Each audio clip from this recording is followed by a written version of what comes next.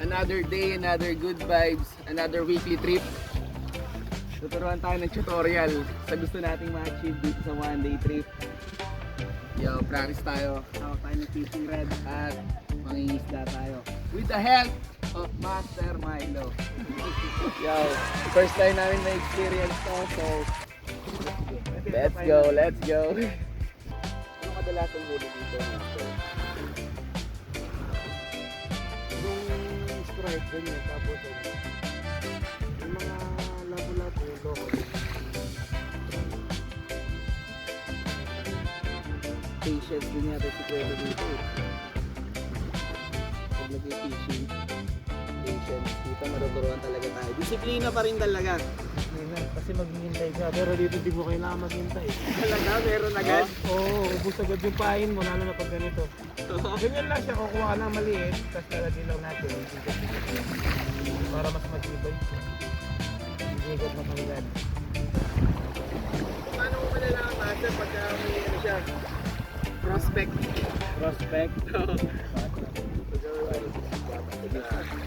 Ay, ito mo, isan. Ayun na, hinagis na.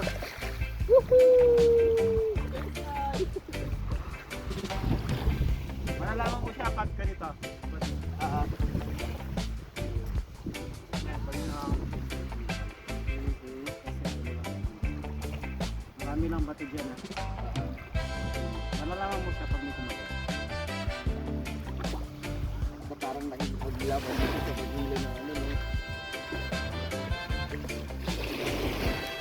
Makikita mo yan, walang loob. Muy biglas, no? Diba?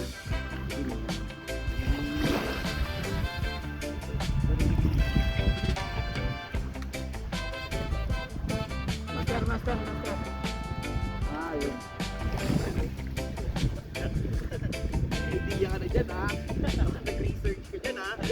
Ayun. Pero,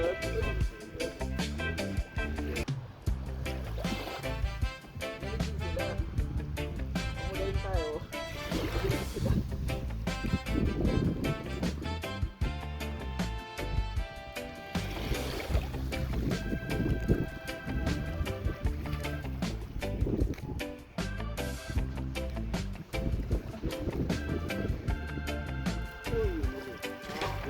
Uy! Pakita mo, Ram!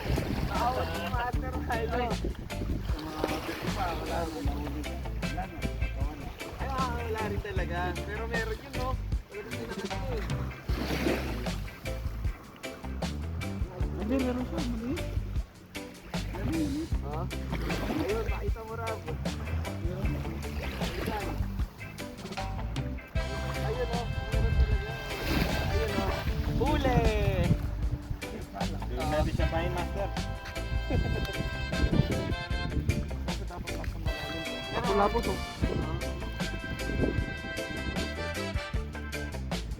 Minit na siya.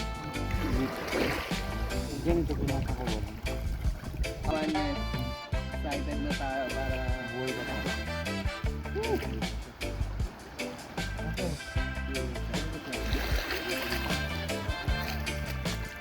Thank you, Lord. Sinagaling tayo.